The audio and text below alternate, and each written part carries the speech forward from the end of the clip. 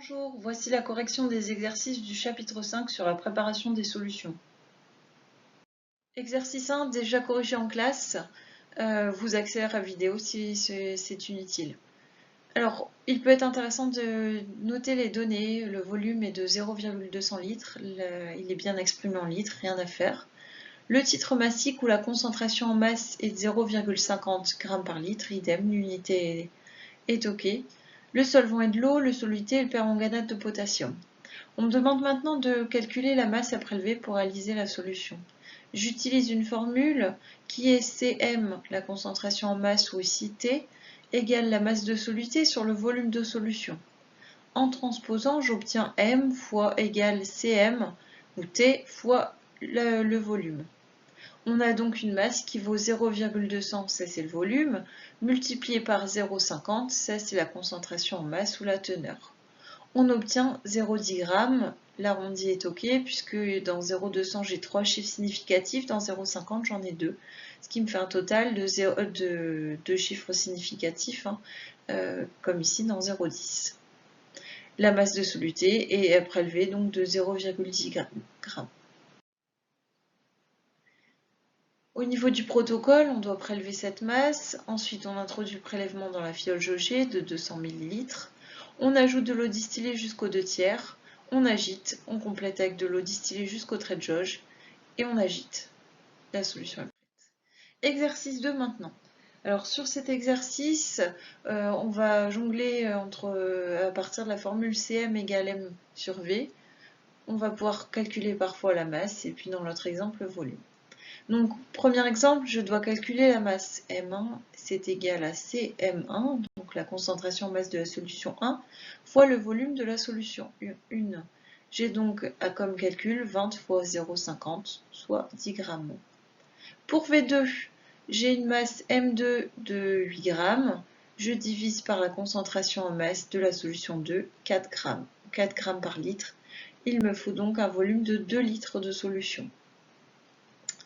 Pour Cm3, la concentration en masse est égale à la masse de soluté sur le volume de solution. 0,15 sur 0,020, je trouve 7,5 g par litre. Exercice 3 maintenant. Au niveau des données, le volume de la canette est de 33 centilitres. Là, le volume n'est pas donné en litres, je vais le convertir directement. Ça me fait 33 fois 10 puissance moins 2, puisque j'ai le préfixe centilitres. Et je sais que cette canette contient 6 sucres. La masse d'un sucre est de 6 grammes. J'ai le volume du thé glacé qui vaut 500 ml. Milli 10-3, je fais la conversion en litres directement. Et la masse de sucre dans le thé est de 45 grammes. Là, l'unité est correcte.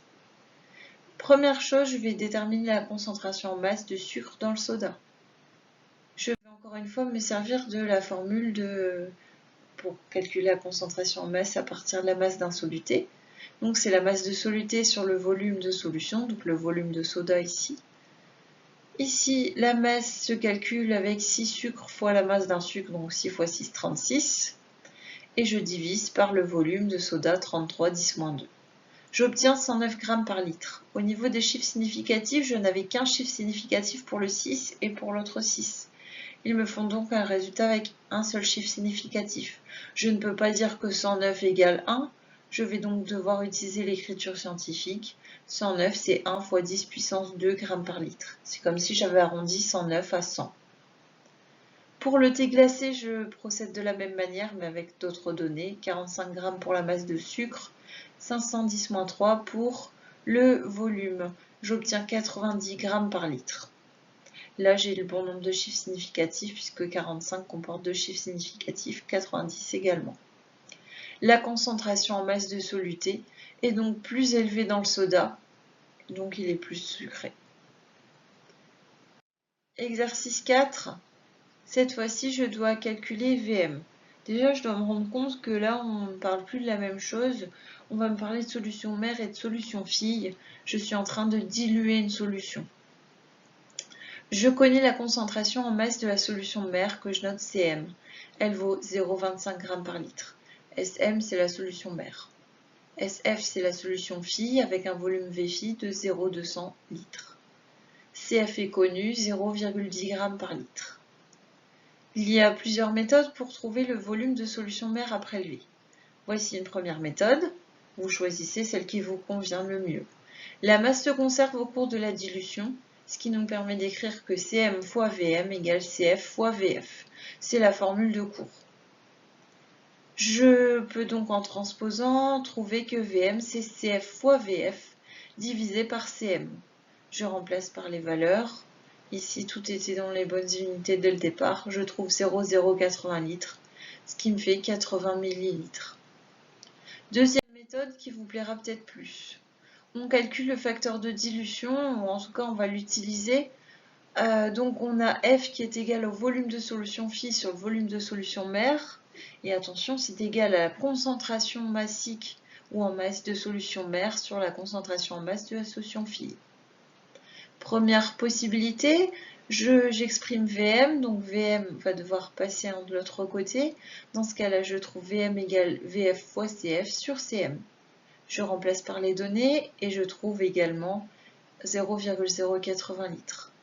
Une méthode une petite variante à partir de cette méthode 2 avec un produit en croix, qui sera plutôt à éviter si vous vous destinez à une spécialité physique-chimie ensuite, mais en tout cas ça permettra déjà de au moins avoir un résultat correct. Ici je vais présenter à gauche les volumes et puis dans la colonne de droite les concentrations. Je cherche donc la grandeur indiquée par un point d'interrogation. Je vais donc devoir faire 0,10 fois 200 divisé par 0,25, ce qui revient exactement au même que ce qu'on a fait juste avant. Et je trouve la même réponse. Voilà, donc vous avez plusieurs méthodes pour aboutir à la même chose. Voilà pour cet exercice. Donc il faut prélever 80 ml de solution mère. Ah non, pas tout à fait. Il nous reste le protocole, donc prélever 80 ml de solution mère à l'aide d'une pipette jaugée, introduire le prélèvement dans la fiole jaugée de 200 ml, ajouter de l'eau distillée jusqu'aux 2/3, agiter, compléter avec de l'eau distillée jusqu'au trait de jauge, agiter. Je vous ai remis le lien pour revoir la vidéo si nécessaire. Une remarque, une pipette jaugée de 80 ml n'existe pas. L'exercice nous obligeait à préparer 200 ml. Ce qui pourrait marcher, c'est de préparer un volume de 50 ml. Et dans ce cas-là, il nous faudrait une pipette. Donc si on prend 50 ml, le facteur de dilution en fait est 2,5. Et il nous faudrait une pipette de 20 ml. Et là, ça existe. Mais bon, on a suivi l'énoncé. Exercice 5. À l'aide de l'échelle de teinte, on s'aperçoit que le tube, le cinquième, qui correspond à notre bonbon, est à placer entre les tubes 3 et 4. Donc la concentration est comprise entre celle des tubes 3 et 4. Donc ici 3 fois 10 puissance moins 3 g par litre et 4 10 moins 3 g par litre. Pour trouver Cm, c'est égal à M sur V, toujours comme d'habitude. On retrouve M égale Cm fois V. Volume de 40 ml, donc 40 fois 10 puissance moins 3.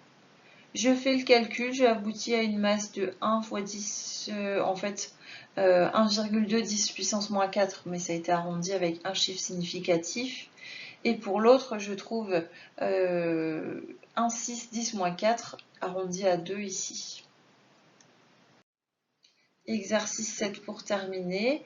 J'ai un volume de 500 ml, donc je convertis en litres 510 moins 3. La masse est de 0,100 g. C'est bon pour l'unité. On cherche Cm, il faut se rendre compte ici qu'on est dans le cadre d'une dissolution. On applique la formule masse de soluté sur volume de solution. On trouve 0,2 g par litre. On fait une petite phrase de conclusion.